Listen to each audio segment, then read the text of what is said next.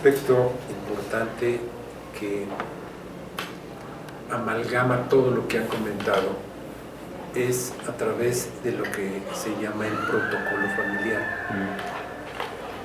Cuando se hace este tipo de trabajos, el documento o uno de los documentos que emanan de la asesoría en sucesión de empresas es un protocolo familiar. Y les voy a enunciar los capítulos de un protocolo familiar que incluye prácticamente cuál es el núcleo de la familia, cuáles son los valores de la familia, la visión de la futura generación del núcleo familiar, la empresa, el funcionamiento del consejo familiar, porque sí se hará un consejo familiar y no necesariamente todos los miembros del consejo trabajen en la empresa, porque habrá a lo mejor uno que le gustó mejor ser doctor y no ser empresario, pero es accionista, entonces es consejo familiar. La gestión empresarial, el empleo familiar dentro de la empresa, se establecen todas las normas para que un familiar sea empleado de la empresa que requiere.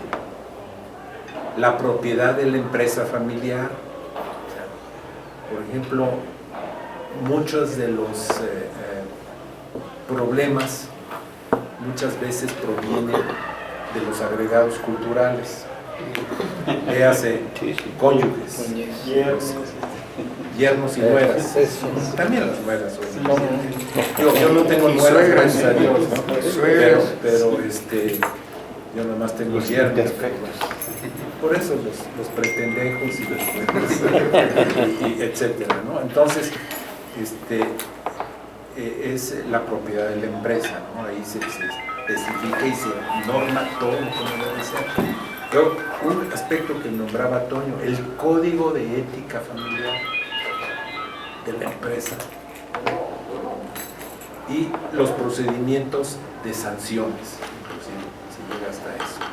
Como ven, el proceso, dentro del proceso de la empresa familiar y dentro de lo que es el proceso de sucesión, se abarcan prácticamente todos los renglones, ¿no?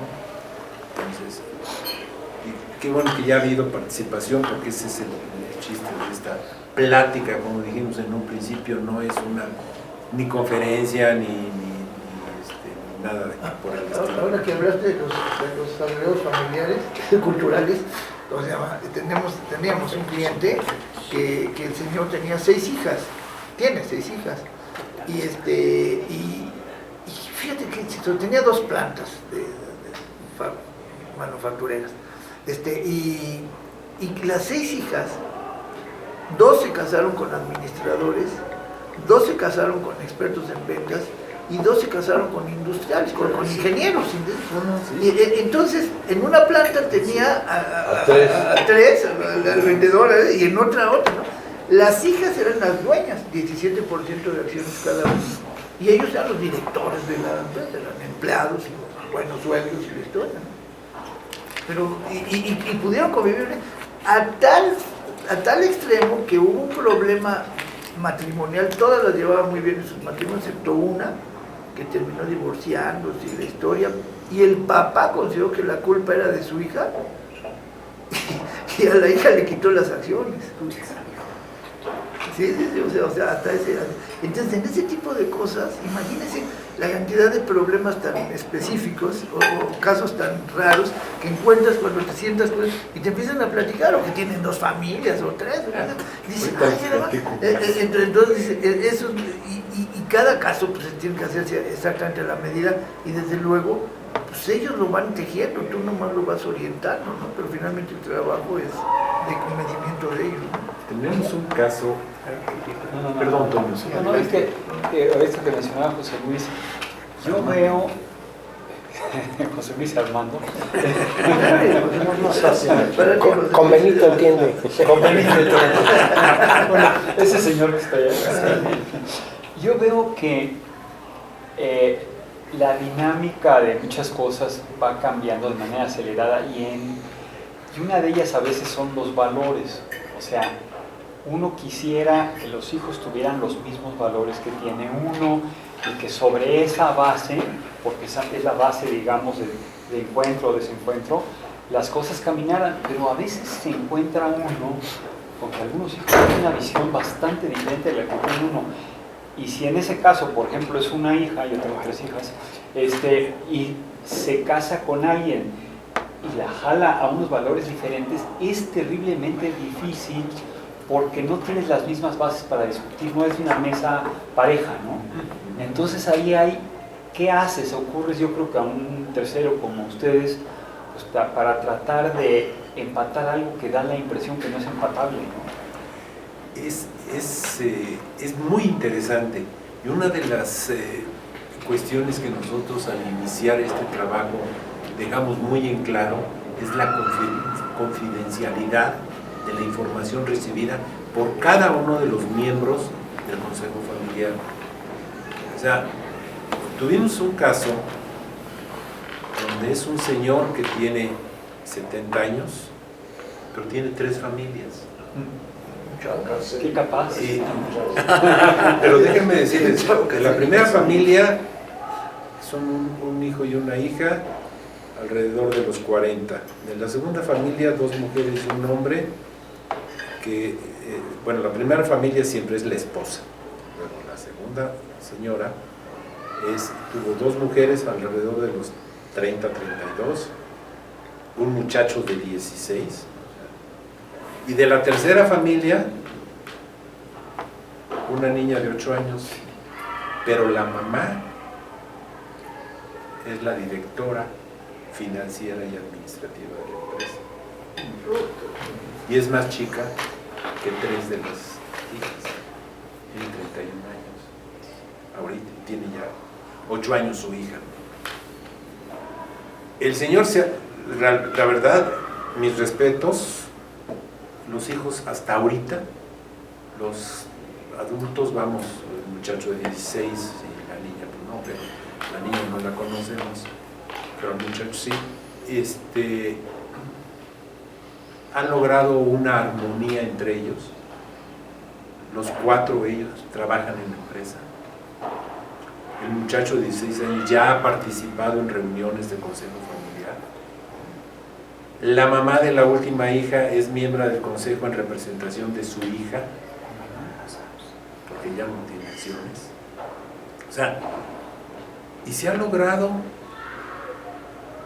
una armonía razonable, vamos a decirlo así, dentro de este grupo. Pero al principio, cuando empezamos, ¿qué tal? No, era pues muy difícil, pero sin embargo... Aquí el éxito, en nuestra opinión, es que José Luis comentaba que muchas veces ese fundador se siente como que sus hijos ya lo quieren desplazar. Y a veces cuando hemos ido a ver a algunos fundadores y les explicamos el tema, nos dicen, pues sí, ya hice mi herencia. El testamento, no, es que eso nada tiene que ver. El testamento, aunque ahí se digan las acciones son tal y tal, no tiene que ver con un proceso de sucesión empresarial exitoso, porque los problemas son los que todos nosotros estamos comentando. Entonces, regresando al caso de este señor, él se encargó de transmitirles a sus hijos, en las condiciones que ya explicó Víctor, lo que pretende este fundador para que la empresa perdure, y se encargó de transmitir los valores. A lo mejor le van a decir, pues ¿cuáles valores con 3 familias? Sí,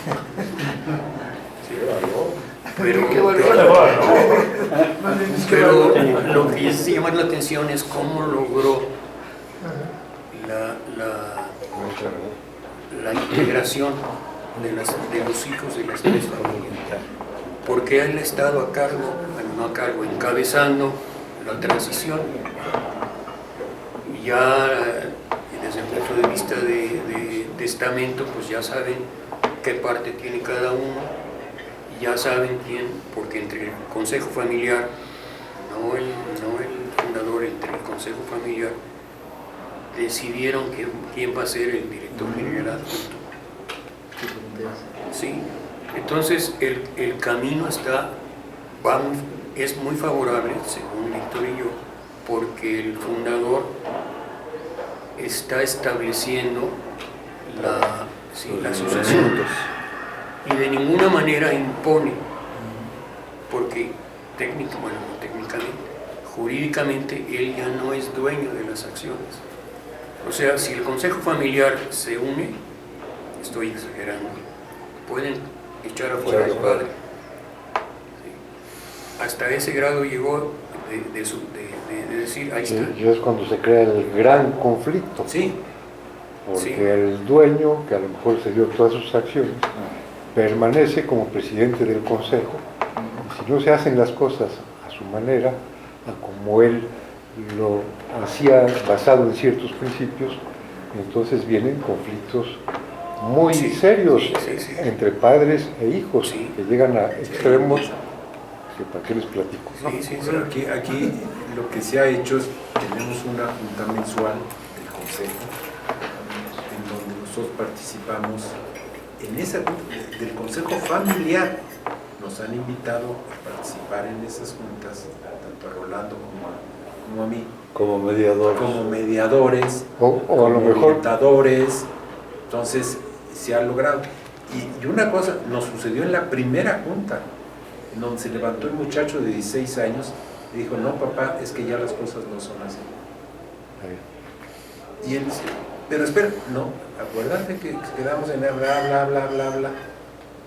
Y sí le dije: esto es lo que más trabajo te va a costar entender y aceptar. yo creo que en esos casos Que ya no tienes tú la última palabra. no se deberían empeñar ustedes como asesores en, a como dé lugar, perpetuar eso en una empresa bajo el régimen familiar. Hay momentos en que a lo mejor, si la empresa es sana y valiosa, lo mejor sería venderla. Es que Entonces, parte del consejo que a lo mejor usted... Sí, es que cada caso es un traje a la medida. Digo, hay algunas cosas generales, pero Yo creo que no debe enfrentarse a uno a perder a su bebé. El bebé más grande no es el hijo grande o chiquito, sino lo que uno creó durante la vida para poder mantener la familia que uno tanto quiere. Es un trance muy, muy doloroso, entre comillas.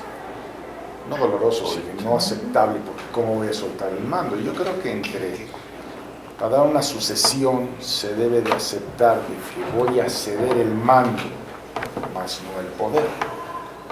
Yo cedo el mando y háganlo aquí y estas son las bases, pero recuerden que el poder lo tengo.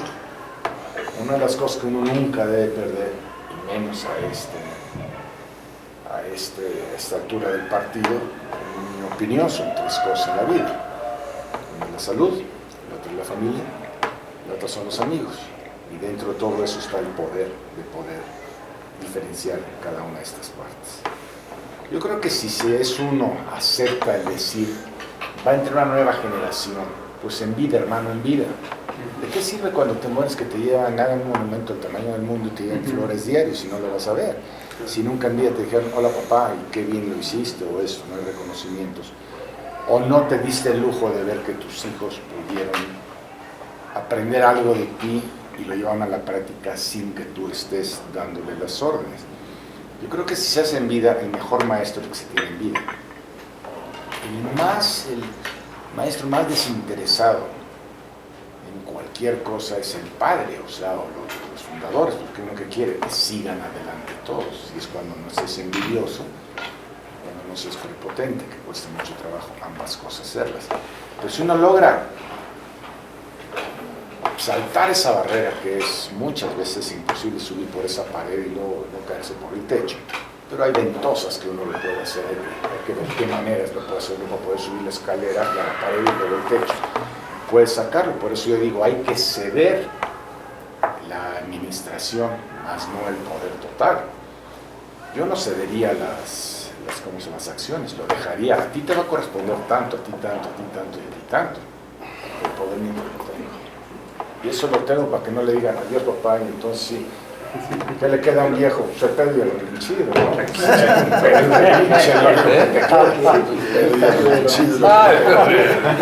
Yo creo que eso es lo que debemos de hacer, ¿no? La verdad de siempre tener, porque hay otra parte muy importante, a excepción de este señor, de este señor muy caserito que tenía 4 casas, ¿no?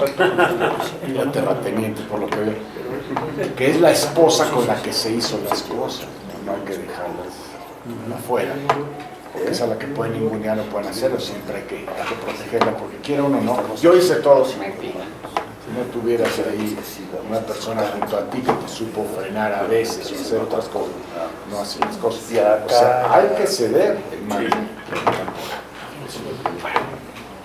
Qué curioso eso del poder. Lo hemos visto a través de la historia muchas veces.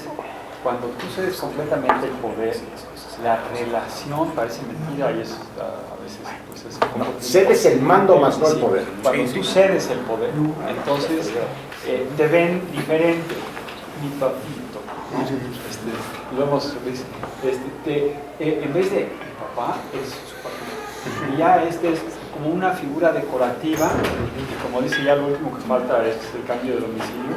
De la otra manera pues es un símbolo, porque saben que de ahí vienen muchas cosas para ellos, y es medio inconsciente, pero es. Entonces, si uno no quiere quedar ahí como una figura decorativa hecha menos, como una fotografía.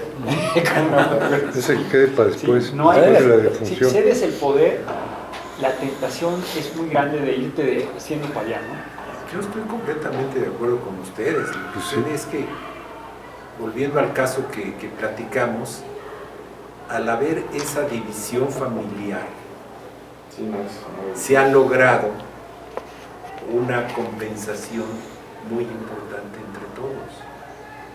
O sea, porque ningún grupo tiene mayoría. Y eso origina una realmente armonía entre todos para lograr que la empresa siga adelante. ¿Pero qué puede pasar en ese momento en que los hijos echan el padre por el poder? Porque el padre ya no tiene...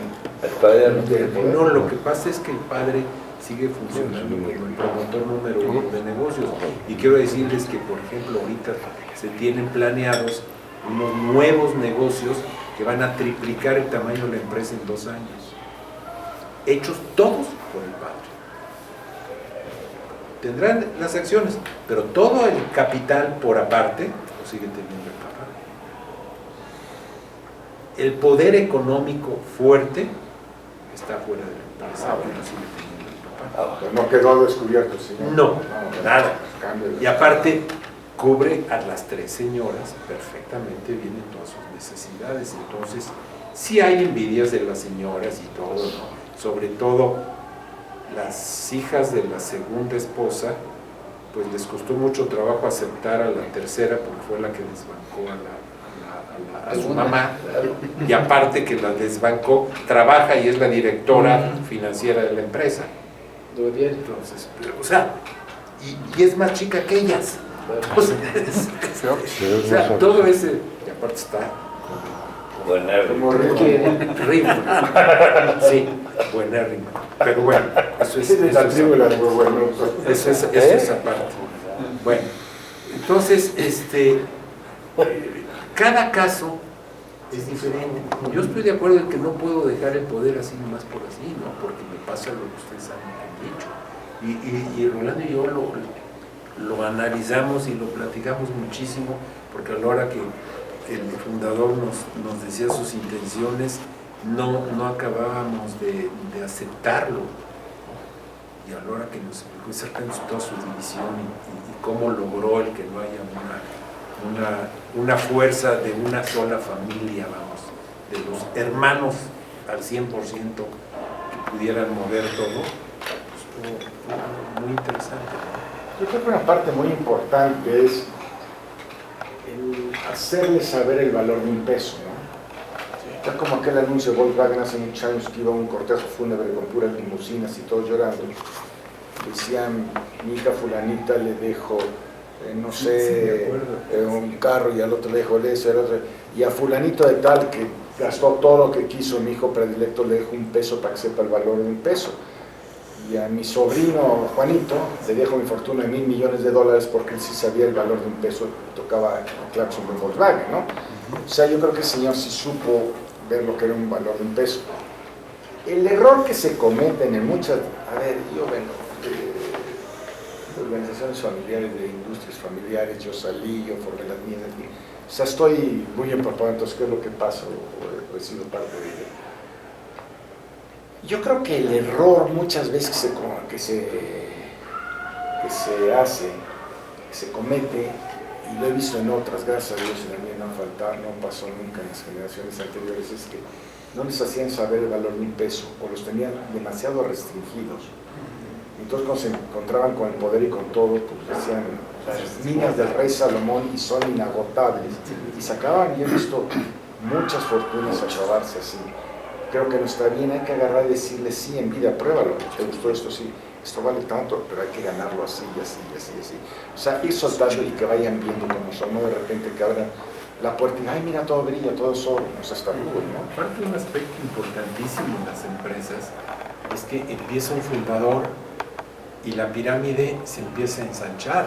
Entonces, lo que antes había para una familia, invento de 8 personas, porque las familias eran más grandes, o sea, 6 hijos y la esposa y el señor. Imagínense 6 hijos y que cada uno tenga 2. Son 12 hijos. Y luego la tercera. Entonces, por eso la tercera generación es muy difícil que rinda bien y que se logren los éxitos. Un Bimbo que ya está en tercera generación es muy difícil, pero ¿por qué? Porque han sabido decir, bueno, estas son las reglas del juego, estas son los familiares que tienen posibilidades dentro de la empresa, etcétera. Tienen todo eso perfectamente bien reglamentado.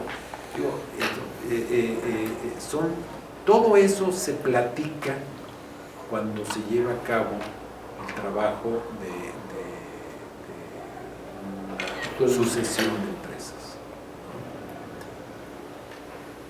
Y una vez que termina uno con la parte de sucesión de empresas, empieza uno a ver en la empresa el que se vaya a las nuevas estrategias administrativas, como es un gobierno corporativo, como es un GRC, que es el gobierno, riesgo y cumplimiento, o sea, todo ese tipo de cosas, pero ya una vez que tengo mi estructura base perfectamente bien sólida.